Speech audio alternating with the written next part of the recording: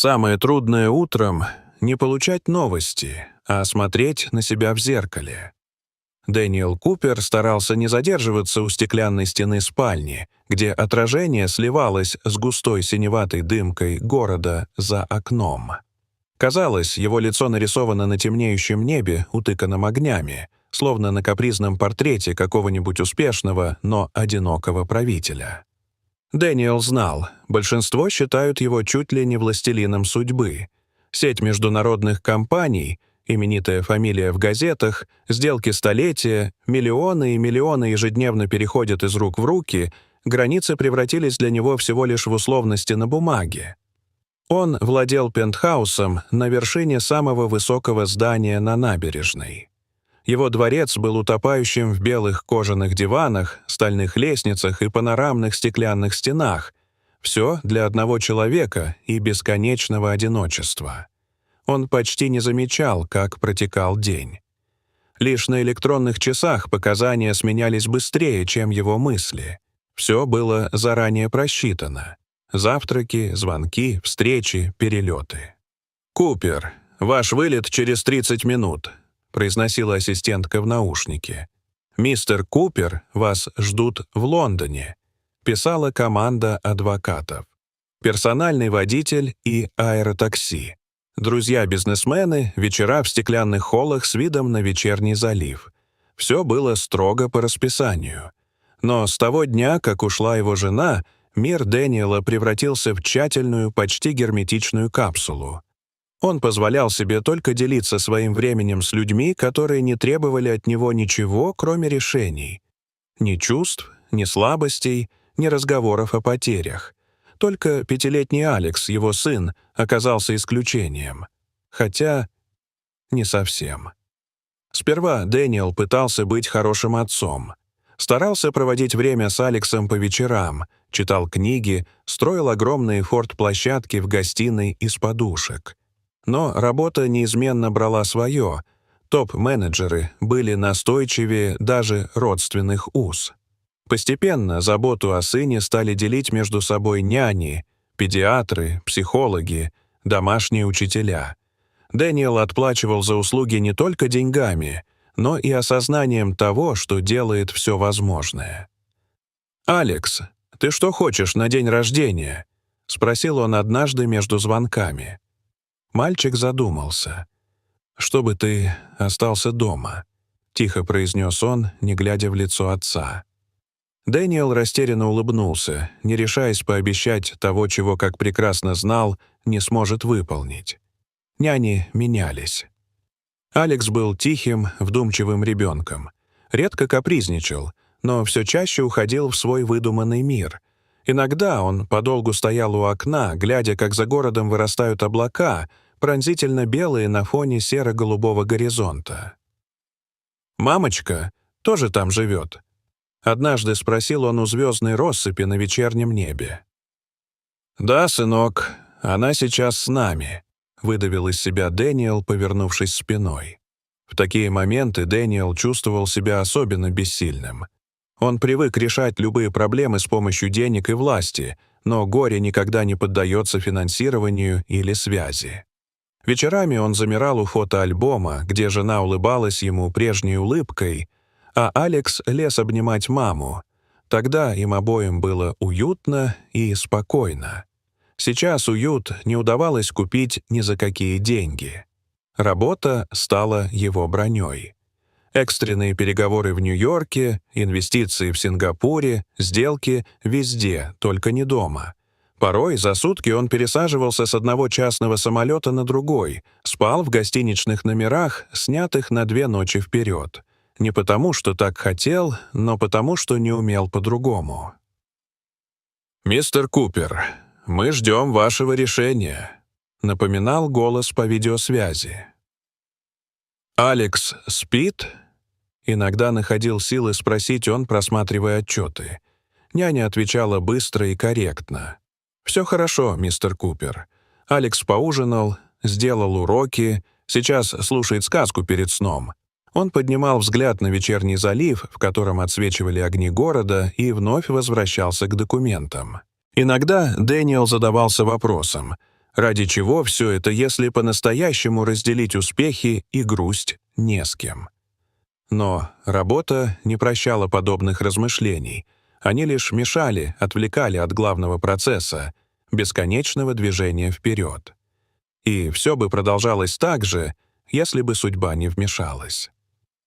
Это случилось в самом разгаре очередной командировки. Звонок настиг его поздно вечером. Экран высветил имя профессора клиники. Алекса привезли с высокой температурой, подозрение на пневмонию. Слово это прозвучало не как диагноз, а как приговор. Как будто кто-то опрокинул мир, заставив Дэниела вспомнить: сын — не просто строчка в расписании. Он бросил все встречи, отменил дорогостоящий ужин с европейским президентом концерна, даже забыл надеть галстук, мчался в аэропорт, на ходу организуя срочный перелет в город. Ассистентка что-то пыталась возразить, но его уже не интересовали дела. Дэниел много раз бывал в больницах, но никогда еще не чувствовал себя таким маленьким и растерянным. Белые стены, запах антисептика, длинные коридоры были куда страшнее переговорных столов и светских салонов. Он летел по коридору, точно не веря, что этот мир и его прежняя жизнь могут так беспомощно сочетаться. Он не помнил, сколько минут стоял у двери палаты, прежде чем решился войти. Сквозь стекло он увидел своего сына, маленькое тельце на огромной белой кровати, тонкая рука лежит поверх одеяла, еще одна рука крепко обнимает старую игрушку. Но не только Алекс был в палате. Рядом с мальчиком, точно родной тенью, находилась женщина. Худая, в потрепанном пальто, с усталым лицом. Она сидела на краю кровати, обнимая мальчика. Ее пальцы в спутавшихся от ветра волосах, а лицо, несмотря на усталость, светилось необыкновенной мягкостью и каким-то добрым, почти материнским теплом. Алекс спал спокойно, невзирая на капельницу в руке, полумрак больничной палаты и тревожное покашливание из коридора. Дэниел не знал, кто она. Сердце бешено билось. Секунда, и он готов был сорваться в крик: «Что здесь происходит?» Но остановился, сам не зная почему. В этой сцене было что-то невозможное, настоящее, будто с детской картинки о добре, в которое все еще хочется верить. Через несколько часов ему все рассказали. Ее звали Сара. Местные врачи знали ее как уличную певицу. Она иногда выступала возле входа в медицинский центр, собирая мелочь, чтобы купить себе хлеб и чай. Бездомная старая палатка в парке, теплый шарф, запах улицы, но взгляд, в котором не было ни страха, ни злобы, только усталость и небывалая человечность. Алекс познакомился с ней, когда ждал отца у ворот. Увидел Сару во дворе, подошел, протянул ладошку. Она спела ему тихую народную песенку, и мальчик рассмеялся, первый раз за долгие месяцы. Вечером того же дня Алекс не мог уснуть. Врачи поставили капельницу, но он плакал и звал маму. Тогда медсестры впустили в палату Сару по просьбе мальчика. Она села рядом, взяла его за руку, и тревожный сон, наконец, пришел. Так продолжалось несколько дней. Женщина не отходила от кровати, читала мальчику сказки, пела песни, гладила по голове, пока тот спал. Медперсонал это заметил, и никто не возразил. Наоборот, с какой-то надеждой смотрели на этот странный дуэт. Сара не просила ничего, ни еды, ни денег, ни крыши. Она жила ради того, чтобы кому-то стало чуть-чуть легче. Она будто пришла прямо из другого, настоящего мира, где главное — просто быть рядом, сказала старшая медсестра Дэниелу. Случайность? Судьба? Дэниел удивился, ведь сам когда-то был способен верить во что-то большее, чем прибыль и проценты. Он все чаще задерживался у двери палаты, смотрел на то, как Сара держит сына за руку, как легко и без усилий создает вокруг него островок уверенности и покоя. Алекс, казалось, выздоравливал быстрее, чем предсказывали врачи. Его щеки розовели, глаза сияли, он даже стал шутить. То просил Сару спеть свою самую добрую песню, то говорил с ней о маме. В какой-то момент Дэниел осознал. Между ними и самим собой лежит не пропасть, а только его собственное нежелание пускать кого-то в свою жизнь. Он начал чаще навещать сына, присаживался к нему, слушал рассказы Сары о том, какой бывает дождь в парке, как дети делились яблоком у костра, как можно смеяться даже без причины. С каждой историей в его душе что-то смягчалось, открывались новые уголки, там, где он раньше видел только уязвимость. Впервые за долгие годы Дэниел позволил себе быть не только сильным, но и грустным, растерянным, обычным человеком. Он подолгу стоял у окна палаты, глядя, как Алекс и Сара смеются вместе, вспоминая, как когда-то сам умел легко и искренне любить. Когда Алекс выписали, Дэниел не захотел отпускать Сару. Он пригласил ее пожить в их доме, предложив не работу, а самый обычный кров и еду. Но главное — пространство, где ее доброта и тепло были нужны не из жалости, а из желания разделить жизнь с кем-то еще невидимым, родным. В новом доме все постепенно переменилось. Он перестал быть безликой гостиницей, наполненной бездушными вещами.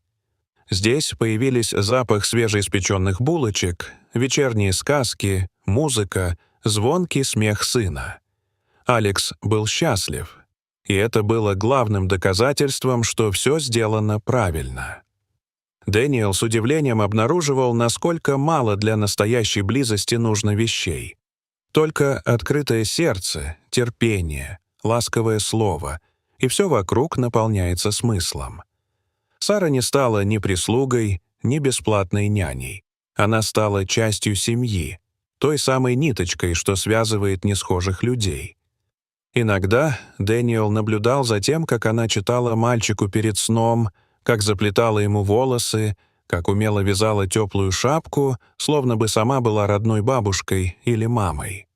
Он стал приезжать домой раньше, проводить больше времени с сыном, не потому что так надо, а потому что начал ощущать радость в простых вещах: пикник на балконе, лепка с Алексом смешных фигурок из теста, вечерние прогулки у залива.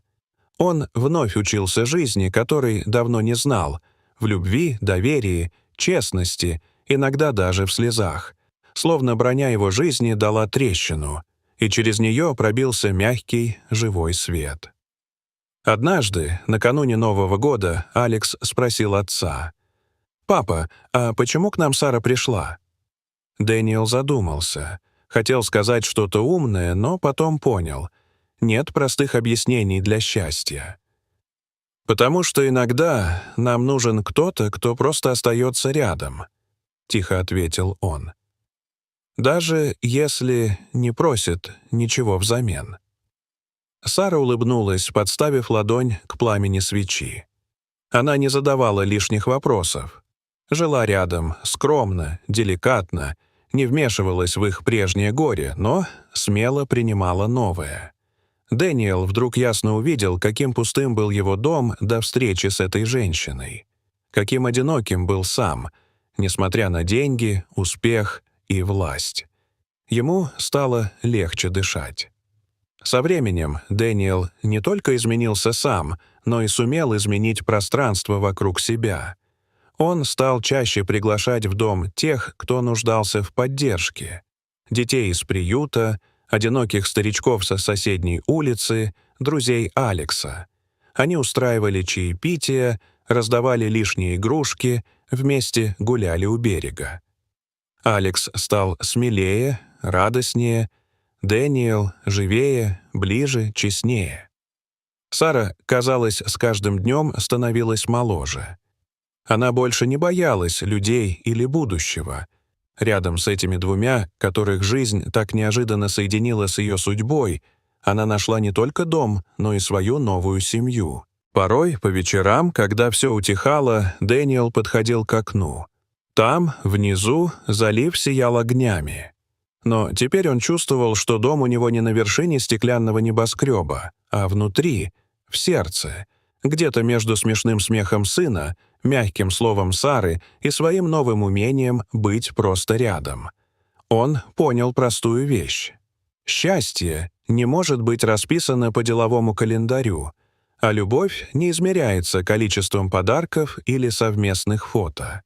Счастье — это быть нужным, не торопиться, слушать голос любимых и делиться теплом. Именно тогда в их доме появились маленькие знаки жизни. Дом рисовали неторопливыми шагами, фотографиями, детскими рисунками. Иногда чаепитием втроем, иногда совместным чтением перед сном. И все это не стоило ни цента. Прошли месяцы. Дела продолжались, сделки заключались, жизнь друг друга не отменяла, но теперь ее главным смыслом стал сам процесс жизни и простое человеческое тепло. Сару по-прежнему знали на улице. Она иногда возвращалась туда, чтобы рассказать кому-то новую сказку или спеть для одинокой бабушки. Но теперь за ее спиной всегда было окно со светом ее нового дома, где ее ждали. Алекс рос, улыбался чаще. Дэниел стал собирать свой альбом детских радостей, обнимал сына, когда тот просил, а иногда даже первым. Он был счастлив ругаться за разбросанные игрушки, переживать за испеченный пирог, забывать про важные звонки ради того, чтобы слушать, как Сара играет на старой гитаре. Он понял, забота не покупается. В ней вся суть жизни. В тишине, где иногда слышно только дыхание близких, и никаких броней больше не нужно.